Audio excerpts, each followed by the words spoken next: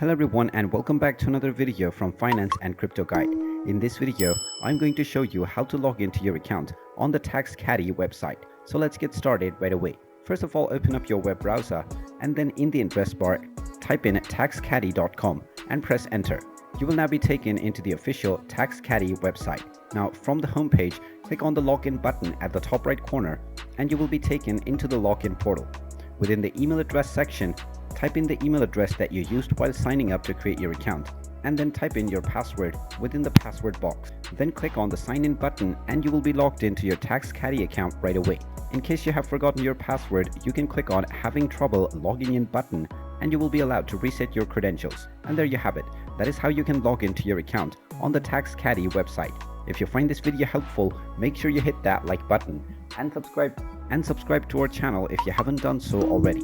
Also ring that notification bell to never miss another update from us. Thank you for watching and I will see you again in the next video.